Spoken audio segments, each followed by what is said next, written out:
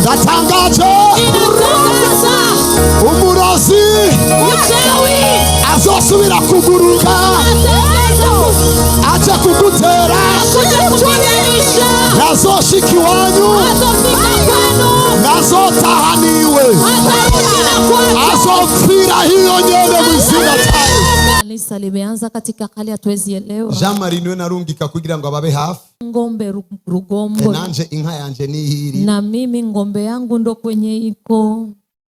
Asanzwe narimayo. Anakutaniwa pia analima. Mu mwanya yagendayo. Katika muda alikuwa anaenda. Yagira n'umwanya n'aba bantu. Alikuwa na muda na hawa watu. Narabagendera kenshi. Nilikuwa na watembelea mara nyingi. Naramwakiriye umukobwa wanje n'umugabo we ku musozi kenshi. Niliwapokea binti wangu na mume wake kumlima mara nyingi. Alikuwa arakoreshwa mu rugezo jewe jenyene nicara ngavuga God, you are good God. Yuko natumikishwa ku kiwango chemi pekee nasema Mungu ni Mungu hakika. Alikuwa arakoreshwa mu rugezo ruteye ubwoba ofeti mu ncamake. Iko natumikishwa kwa kiwango ambacho kinatia uoga. Mahigwe umaze kujayo urabona movement iriyo. Mahigwe shagaenda ameona movement iko. Umaze kujayo kabiri. Ushagaenda ko mara. Bakeve bose baragiyeyo. Wakeve wote washaenda. Ubu niryo shengero ryonyene ry'ubushobozi buteye ubwoba ririko rirakorera mu rugombo and people know. Ndio kanisa peke yake ya uwezo wa kutisha uko natumikia rugombo. Merutseyo vuba. Nilikuaga yako siku zinazokwisha. Uyu munsi yari yaje mu Kinindo. Leo amekuja Kinindo. Ari ibintu nategerezwa gusengera jewe. Kuna vitu ningepashwa ombea mimi. Kwa ibintu akora hura navyo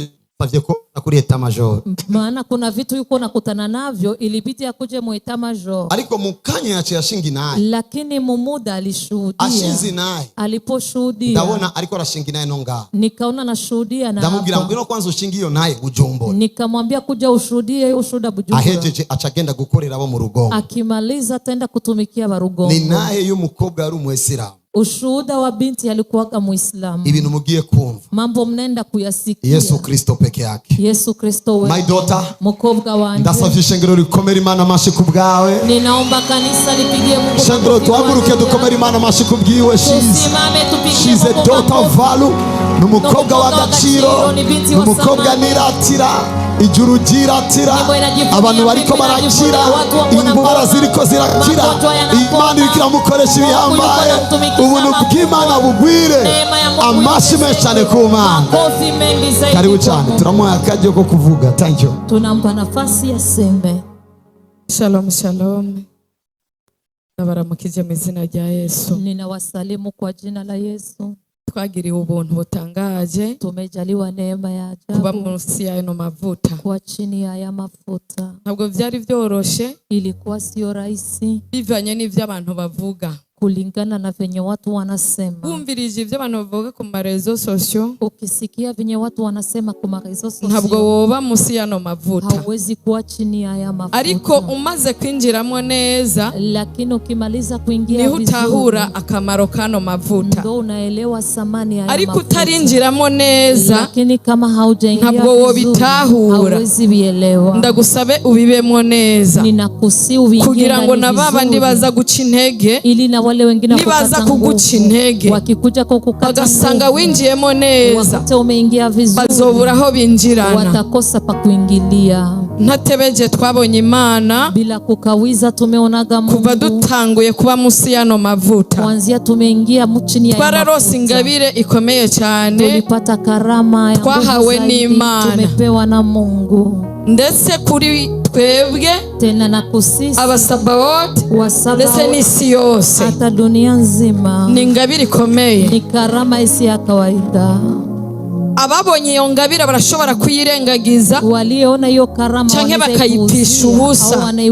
Ndagusabe ntuzoyirengagize. Ninakusi ca bugufi gusa shuka peke ibisigaye bizokwikora yakubaki atajitenda. Imana ishimwe cyane. Mungu na apewe sifa. Twabonye rero vyikora tuliona vimejitenda biciye kupitia ku muvyeyi wacu kwa mzazi wetu. Imana ishimwe cyane gose. Mungu apewe sifa sana. Ntabwo narinzi ko byoshoboka nanje. Nilikuwa nami sijui kama vinawezekana. Ariko ubu ndemera cyane ko Yesu aganje. Lakini hivi nakubali sana kama Yesu anatawala. Hamwe n'ivyo rero intahe pamoja na hayo n'umukobwa yari mu idini ry'Abayisilamu. Niko binti ambaye nilikuwaga Muislamu. Baramubwiye ngo wogenda wokira.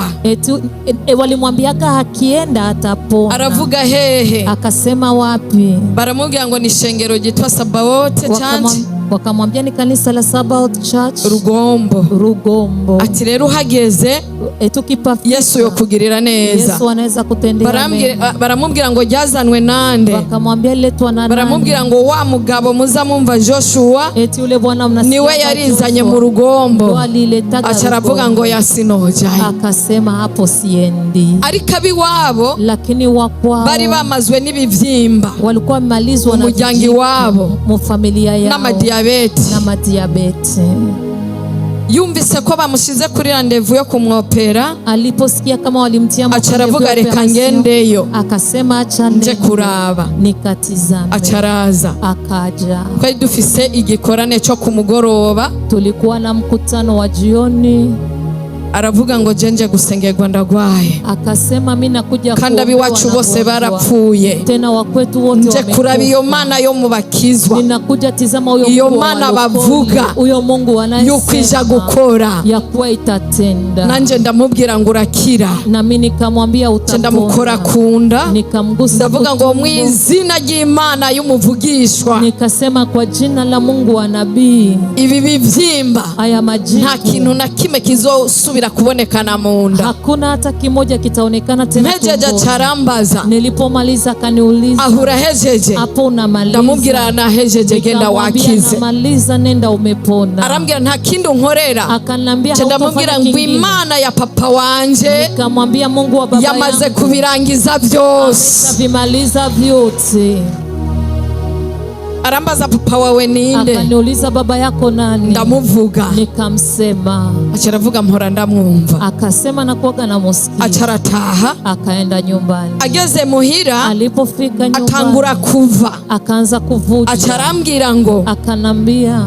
Natanguye kuva. Nimeanza kuvuja. Ndamubwira ngo Imana y'umuvugishwa yagukoreye. Nikamwambia aho uri kurakorerwa. Uko unatumikiwa. Baca bagira ubwoba. Wakasikia uoga. Baca baramujana kwa muganga. Wakampeleka hospitali. Biba ngombwa ko bamumanukana nino i Bujumbura kugira ngo ikawa lazima umlete Bujumbura aze guhura n'abadogiteri batandukanye. Akutane na madaktari tofauti. Ageze kwa muganga. Alipofika hospitali. Barapima basanga ibivyimba ntavyo. Wakapima wakakutana vijipu hakuna.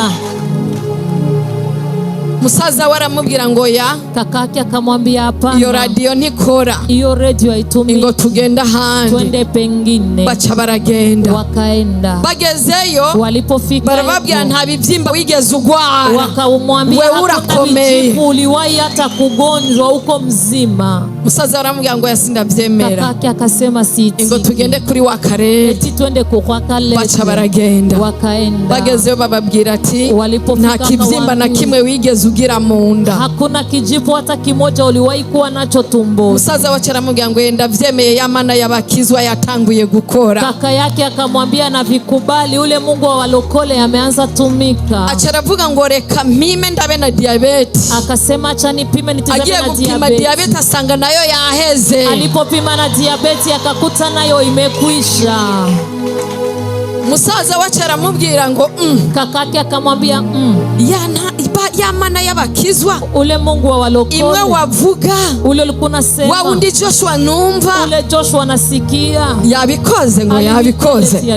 Aravuga sinemera ko diabetes yakize. Akamwambia sikubali diabetes ilipona. Yarakomeye cyane mu idini ry'Abayisilamu. Maana alikuwa na nguvu sana mdini ya yarasomera abandi bya bindi bitwa madua. Alikuwa anasomea dua. Yarasengesha cyane. Alikuwa anasalisha sana. Acharavuga ngo akasema sinovyemera ko wakize. Siwezi kubali kama umepona. Bari baramuhaye imashini yo kwipima abazungu Abarabo. Walipatia mashini ya kupima. Acharamuga tugere muhira wipime. Akamwambia turabe ko diabetes yaheze. Tuone kama diabetes imeisha. Aravuga ngo hogi tugende. Akasema twende. Bageze kwirembe wabo bavuye kwa muganga. Walipofika wanikona basanga inzoka nini cyane. Wakakutana joka yabarindiriye. Inawangoja. Ifise impuzu yiwe yo munsi. Iko na nguo yake ifise mu kanwa. Iko nayo mkinywa. Arantelefona arambwira ngo akanipigia simu akasema twasanze inzoka. Tumekuta nyoka. Ndamubwira ngo muyikubite. Nikamwambia muipige. Arambwira ngo ni nini cyane. Akasema ni kubwa sana. Ndamubwira ngo mu izina rya Yesu murayikubita. Nikamwambia kwa jina la Yesu mukobwa ule binti acabwira musaza we, akaambia kaka yake, kubita iyo nzoka piga hiyo nyoka mw'izina ry'Imana ya Sabaote, kwa jina la Mungu wa Sabaoti. acatangura gukubita inzoka, aravuga ngo mw'izina ry'Imana yo muri Sabaoti, akasema kwa jina la Mungu imwe naja gusenga urapfa mw'izina rya Yesu.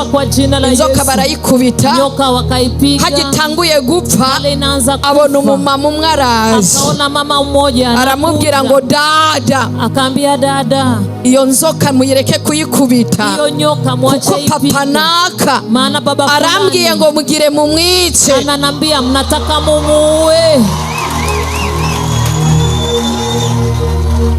Umukobwa nterefonye arambwira ngo haje umuntu avuze uku, ndamubwira mwe mukubita inzoka ntimukubita umuntu, kubita inzoka. Barakubita inzoka, wakapiga nyoka. Inzoka imaze gupfa, nyoka ilipokufa, wa mupapa nawe acarapfa, ule baba akafa.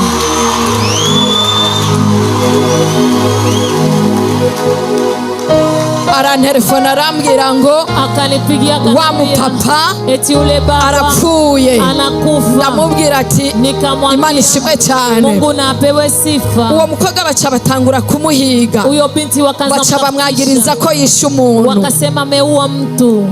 ndamubwira ngo we ntugire ubwoba, niwitabe ku ikomine, Yesu araza kukuvugira. Yesu atakutetea. aca aragenda kwitaba, akaenda kuitika. ageze ku ikomine, alipofika ku komine, kuko bari batanze miliyoni 5, walikuwa walitoa abiwabo n'uwo muntu kugira ngo afungwe, arambwira ngo bambwiye ngo hatanzwe amafaranga, akanambia ati wanapana ati walifa pesa. ndamubwira ngo mw'izina ry'Imana y'umuvugishwa, ayo mafaranga n'ay'imfa gusa, hizo pesa uraza gukira, utapona. haleluya, haleluya.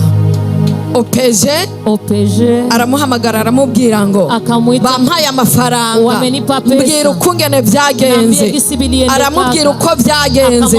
OPG aramubwira ngo amafaranga ndayarya kandi nawe niwitahire.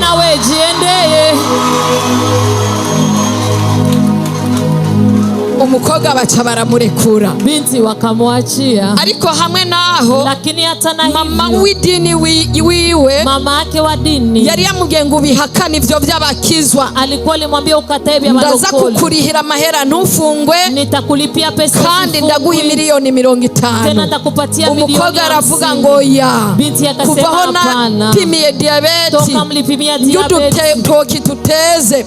Iyo Mana ntabwo yigeze inkiza, ariko Imana y'abakizwa yankijije, ameniponya.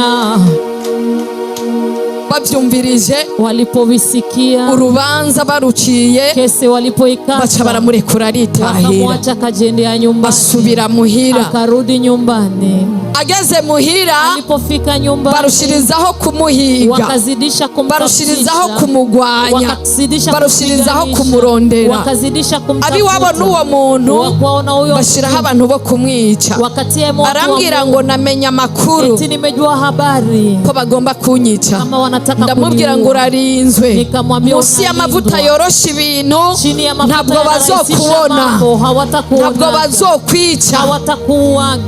Imana ishimwe cyane, Mungu apewe sifa sana. aca arambwira ngo murakoze, hageze mu gicugu arantelefona arambwira ngo ndumva abantu, ndamubwira ati ntugire ubwoba, baradodora, arambwira ngo nitabe, ndamubwira ati niwitabe, aca aragenda aritaba rugurura, baramubwira ngo twitegereje nta kibi wigeze udukorera, ariko baduhaye amafaranga, turaja kuyarya, tutazikula, kandi ntacyo tukugira, tena hatukufanya chochote. Wakajendea, baca baramubwira ngo duha amazi yo kunywa, wakasema tupe maji ya kunywa, hanyuma twigendere, alafu tujiendee. baca barigendera, wakajiendea ataco bamukoze, bila kumfanya chochote. umukobwa aragumaho, binti akabaki barushiriza hapo, kumubaza wakaendelea mbega vyagenze gute, vimendekaje.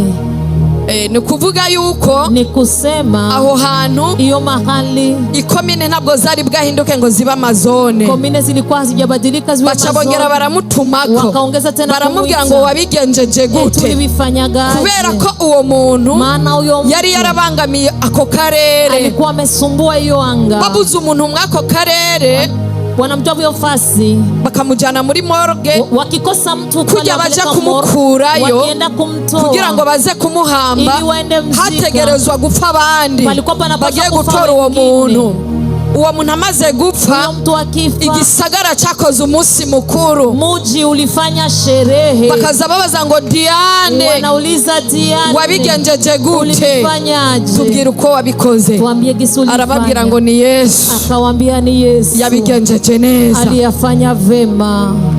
Uwo muntu rero amaze kuva mu ico gisagara, abasigaye abarozi bakomeje kumuhiga, waliobaki warozi waliendelea. Arambwira ati nubundi, akasema na tena, abarozi barandembeje, warozi wananisumbua. Ndamubwira ati nabo bashaka gupfa. Nikamwambia na wao wanataka kufa. Acarambwira ngo hari umurozi, akanambia kuna mtu yahawe kuroga imirima yacu, alipewa kuroga mirima ntitugerayo, kumilima tugiyeyo turagwara. Ndamubwira ngo uzojeyo. Nikamwambia uendage, we uzojeyo. Arambwira ngo sinzogwara toya. Akanuliza sitagwara. Acarambwira kandi umurozi, tena mrozi aroga imirima, anayeroga milima yamayo, anakuaga eko. Ndamubwira ngo ugiye kumufata mu izina rya Yesu. Nikamwambia unaenda mshika kwa jina la Yesu. Acajana abakozi gukora aho hantu bari barahahevye, akapeleka watumishi kutumika. Agezeyo acamusangayo, alipofika akamkuta, asangayo uwo murozi, akakutana yo mchawi, ariko arahamba ibintu, yuko anazika vitu. Arambwira ngo turamufashe. Akanambia Ndamubwira ngo ntimumukubite, umanze uhamagara abantu babibone. Anza uite watu wa. Ahamagaye abantu, baca bashorera Diane na wa murozi kandi babajana ku ikomine. Bamubonye baravuga ngo Diane, uragarutse kandi kubera ko uwo nawe mutamwishe. Wajua nini na huyo amkumuua?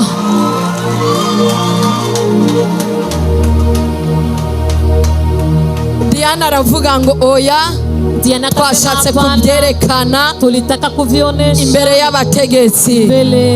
Baramaza Diane ukoresha iki? Wakamuuliza unatumikishaga nini? Aravuga ngo namenye, akasema nimejua, amavuta ahindura ibintu, mafuta yanabadilisha vitu, najua amavuta yorosha ibintu, mafuta yanarahisisha vitu. Diane bace baramubaza uwo muntu yagusengeye ninde? Diane wakamuuliza aliyekuombea ni nani? Aratanga nimero yanje, akapana namba yake, barantelefona barambaza, wakaniita, mbega wewe ubigenza gute? Ndababwira ngo ni Yesu, nikabambia ni Yesu, washoboye byose. Barambaza ngo ninde so wawe w'impwemu? Baba yako wa kiroho. Ndamuvuga, akamsema. baca barambwira ngo uwo muntu turamwumva arakomeye. Arambwira nibiki mukoresha? Ndamubwira ngo ni Yesu gusa, ukwizera yake na imani. Baca barambwira ngo wakapitana nambia, rushirizaho kwica abarozi, endeleza kuua warozi.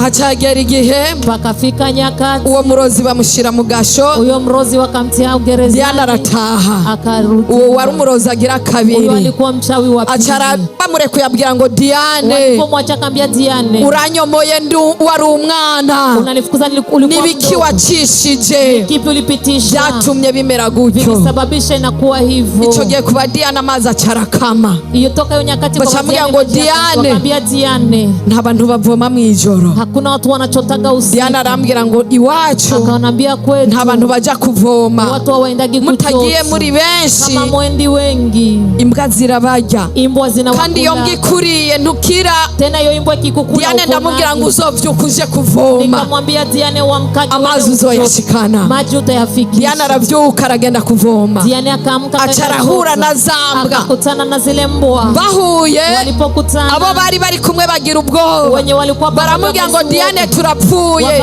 wamenyereye kwica abarozi, izi mbwa nazo bigenda gute?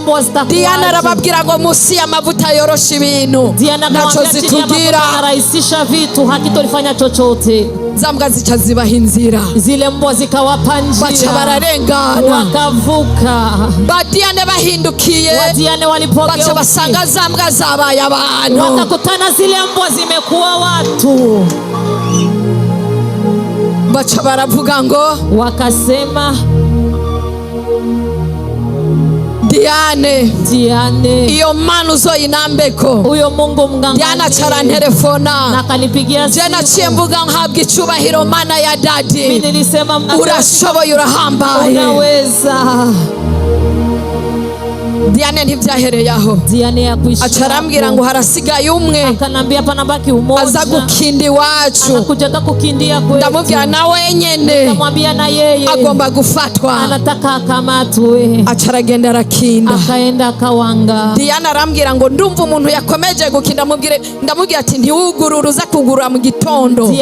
Arahaguma kurindire, hanyuma abantu bamubone, mpaka watu wamuone. yaruguruye, alifungua, avyuwe n'abantu ngo Diane wamenye ibyabaye, anamshwa na watu eti jeno huyu eti ndo huyu munarika arakinda ule mwenye yuko na murango jana. Diane baca baramubaza, Diane wakamuuliza, tubwize ukuri, tuambie kweli, uwo mupfu yeko. uwo nawe baca baramufata, na huyo wakamshika, baca basanga afise bene ibi, wakakutana yuko kuna basanga afise n'ibindi, yuko na vingine. Diane kuko yaramaze kubivuga baca bamujana n'ubundi kwikomine. Diane bana alikuwa alisema wakamrudisha, Diane bana alikuwa alisema wakamrudisha, ama baramurekura, wakamwachia.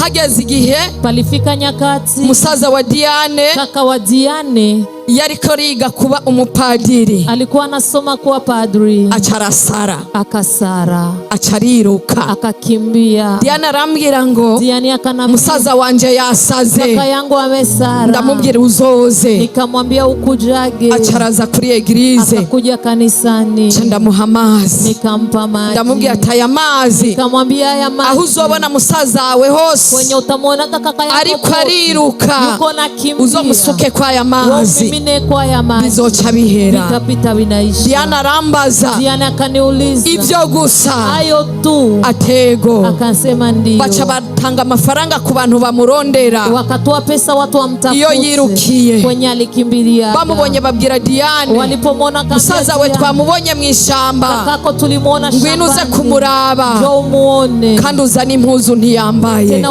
lete nguo havai. Diane acaragenda afise impuzu, Diane akaenda na aja kumusanga aho hantu mw'ishamba, ari kumwe n'abantu, acamusukako y'amazi, amusuzeko y'amazi, wa muhungu acavuga ngo yongo Diane, aravuga ngo Diane ngo sinambaye, ngo Diane mpimpuzu, acamuha impuzu arambara, acaramubaza ngo byagenze gute, aramubwira ngo nagiye guca ikigori muri wa murima, ibyakurikiye sinabimenye. Diane aramubwira sinari nababujije ntimuze guca ikigori kubera ko batari bwampa amazi njanayo, ariko jewe ndajayo nta ngorane kuko Yesu yamaze kungirira neza. Uwo musaza we acarakomera, acarataha, acaba muzima, kandi guhera uwo munsi musaza we yaragwaye amafyigo. Kuva uwo munsi bamusutse kwa amazi, amafyigo yaciye akira. Musaza we acarandondera, acarambwira ngo akanambia warakoze mukozi w'Imana, ulifanya vema mtumishi wangu. Kijana hora mpinga umuvyeyi wanyu w'impwemu, ariko ubu nemeye kandi usengere unsabire imbabazi ku Mana, ntabwo nzosubira gupinga. Nemeye by'ukuri akoreshwa n'Imana, nemeye by'ukuri Imana irakora.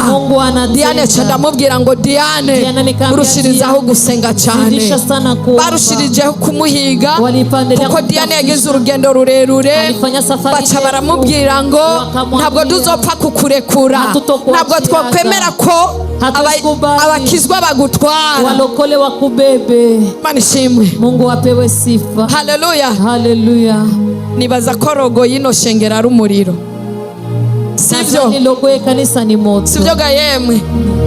Ndamubwira rero nikamwambia ti hari akantu nungutse, kuna kakitu nimefaidi. Rogo y'ishengero logo ya kanisa yacu n'umuriro yetu ni moto. Ndamubwira ngo kunaambia wewe misi yose mwijoro kila siku usiku vuga ngo ndi umuriro, sema niko moto, sifatika, simboneka, ndi umuriro.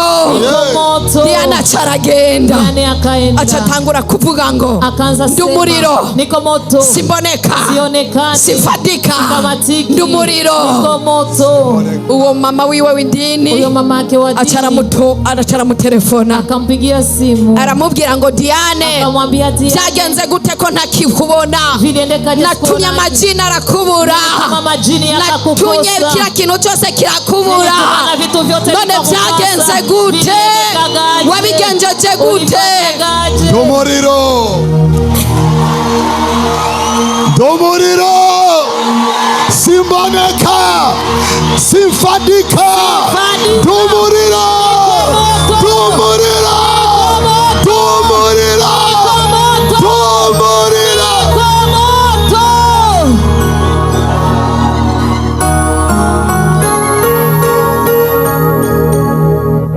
Diana carambwira ngo bya bintu birakora. Aturabizi, nahora njyama ngaca mbona mama w'idini nkamubona aciye mu kibambazi, ariko arambwira ngo Diane, ibyo wagiyemo nibiki? Ariko yambwiye ngo ntakimbona. Ndamubwira ati igihe cyose ugomba kwatura umuriro, ugomba kuvuga kudafatika, kuko nawe ufata umuriro ugomba kuvuga kutaboneka, kuko uri mu muriro hagati nta muntu yoshobora kukubona. Hakuna mwenye anaweza kukuona.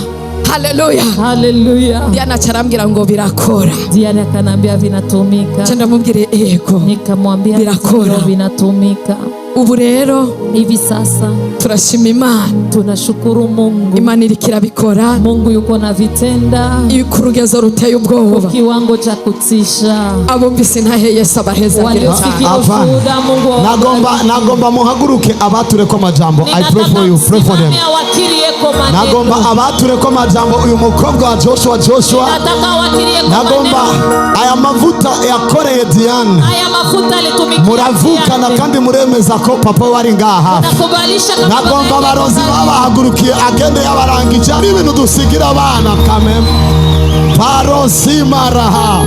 Abashaka gutera imbuto kuri muca mutera imbuto ngaho. Begin to pray for them.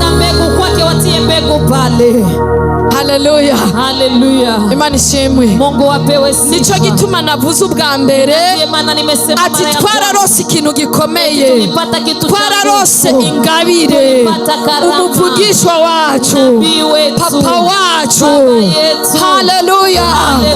Arakomeye cyane, uko adafatika, uko ataboneka, natwe nituboneka, natwe nidufatika. Waja kuduhiga wadushobore. Haleluya. Imana ishimwe. Mungu na apewe sifa. Tuvuge ngo Mwami Yesu, tuseme Bwana Yesu, musi ya mavuta, chini ya haya mafuta yorosha ibintu, anarahisisha vitu, ntidufatika, hatushikiki, ntituboneka, hatuonekane. Vuga ngo abarozi bose bari baraduhagurukiye, wametuinukia, kuko tudafatika, hatushikiki, kuko tutaboneka, hatuonekane. turi umuriro, turi umuriro, turi umuriro. Tutangura kwiyatura k'umuriro, uvuga ngo ndi umuriro, ndi umuriro, ndi umuriro, turi umuriro. Vuga ngo ndi umuriro, ndi umuriro, vuga ngo ndi umuriro, ndi umuriro, ndi umuriro, ndi umuriro. Simone ku byawe, vuga ngo ndi umuriro nk'abazimu, bampagurukira nshobora kuvuga ngo karande zo mu muryango zari zarampagurukiye vuga ngo ndi umuriro vuga ngo ndi umuriro vuga ngo we karande wari warampagurukiye uyu munsi menye ko ndi umuriro uzokongera kumpagurukira uzokongera kumfata uzokongera kumbangamira vuga ngo ndi umuriro vuga ngo ndi umuriro vuga ngo ndi umuriro vuga ngo ndi umuriro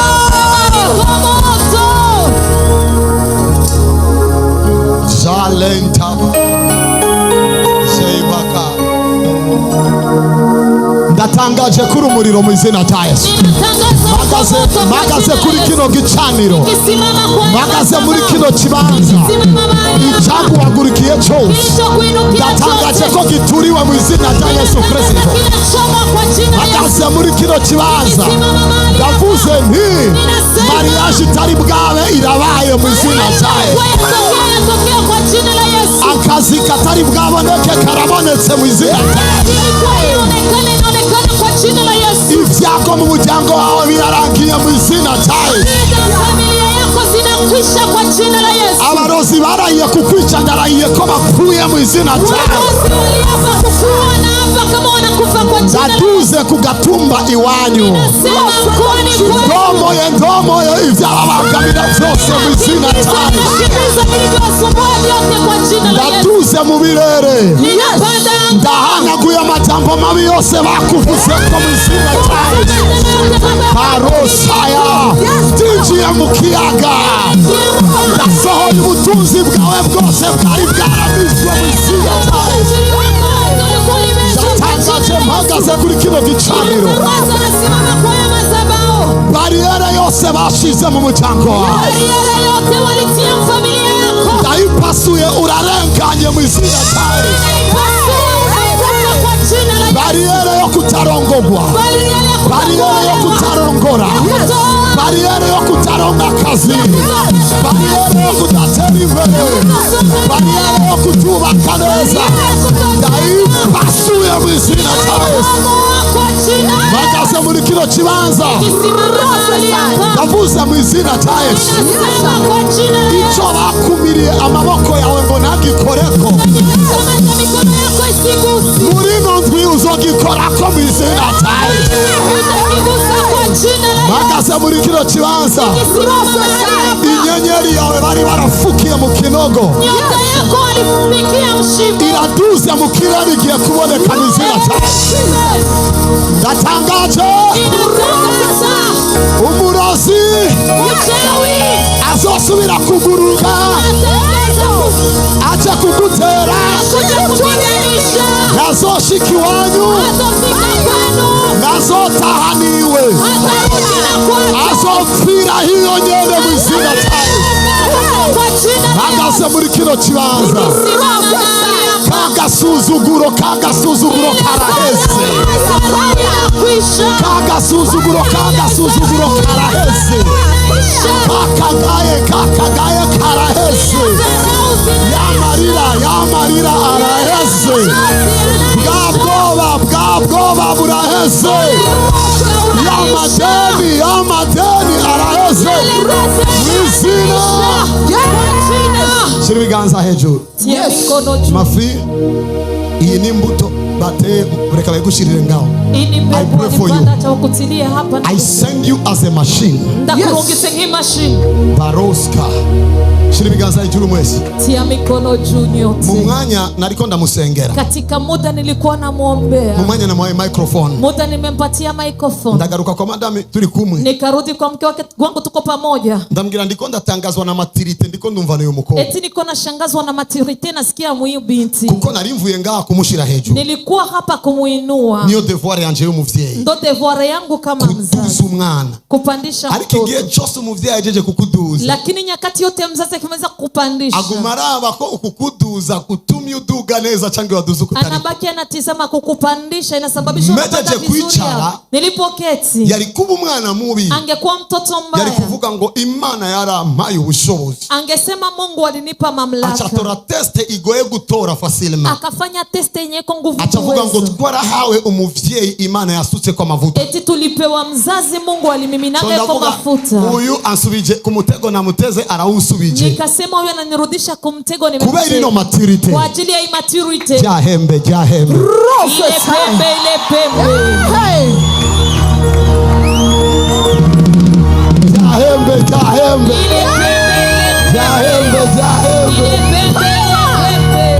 Jahembe niko narabakora irimo amavuta. Niko natizama kama imo ndani mafuta. Arimo mafuta ariko ni make, ndakeneye amavuta. Kuna mafuta lakini ni madogo, nahitaji mafuta. Jahembe. Ile pembe. Uyu munsi amavuta agiye kumujako. Leo mafuta naenda kuwa na mafuta yo guhindura ibisagara mu izina rya Yesu. Na mafuta yo guhindura ibihugu mu izina rya Yesu. Uyu munsi amavuta agiye kumujako. Siku ya leo mafuta naenda kuwa na mavuta yo gukusanya ibihumbi by'abantu aherereye mu izina rya Yesu. Ikizomuhagurukira kizohagurukirwa n'Imana ya Joshua. Ikizomugwanya kizogwanywa n'Imana ya Joshua. Vuza Imana ya Joshua. Ndavuza Imana Alexander Dawi. Ndavuza Imana Angelique. Ndavuza Imana ya Brother Branham. Ndavuza Imana ya T.L. Spon. Ndavuza Imana ya Benson Dahosa. Ndavuza Imana ya Pastor Chris.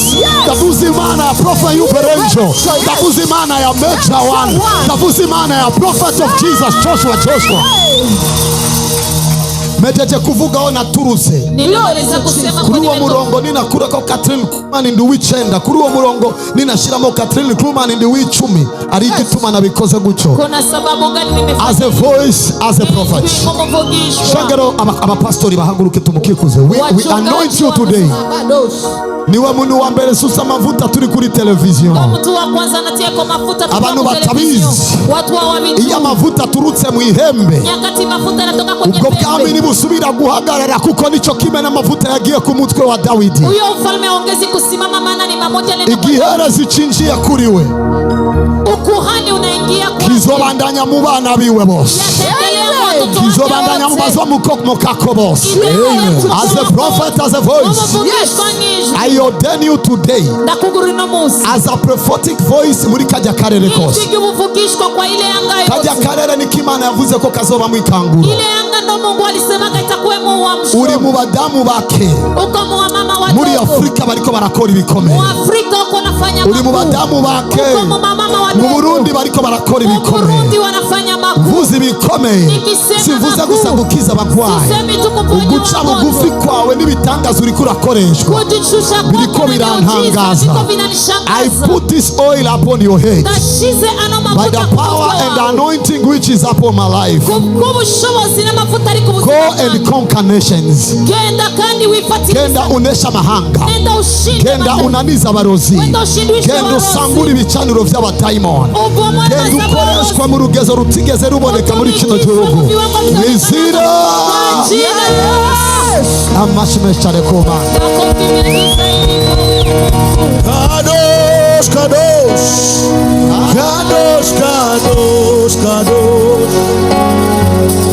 Kadosh, Kadosh, Kadosh, Kadosh, Kadosh. He's the Lamb of God. He's the Lamb of God who sits upon the throne. He alone is worthy.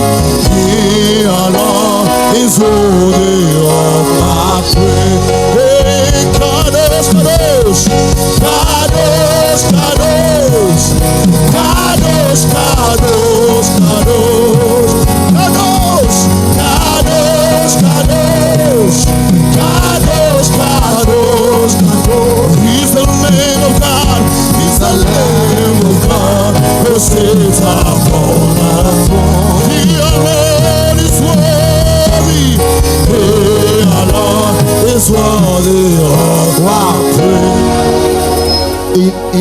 Iyi ni gift ivuye muri Sabaoth Church. Hii ni gift inatoka Sabaoth Church.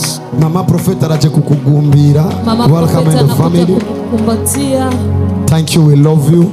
Reka abapastori bakugumbire. Wachungaji wakukumbatie. Thank you, Imana bawumugisha. Mungu awabariki. Shengero mwicara mwinjira mu nze. Kanisa mketi. Wow.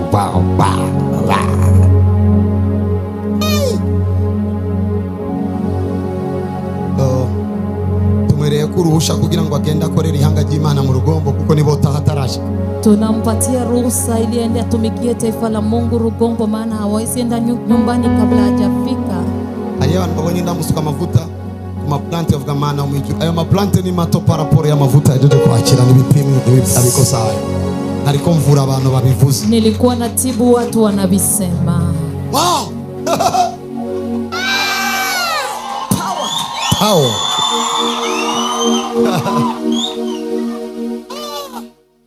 Vuga ngo ndumuriro. Sema niko moto. Sifatika. Sikamatiki. Barameze. Ni bande baryohewe. Ni wanani wanafurahi. Ni bande babonye ko Imana yatugiriye neza. Ni wanani wanaona kama Mungu alitutendea. Reka aho niho nchanicara. Hapo ndo naketi. Mwese muri fierté yanyu. Nyote muko fierté. Nico gituma mugiye gukora ibikomeye muri kino gihugu. Mugiye gukora ibikomeye muri kino gisagara. Mu izina kwa Yesu.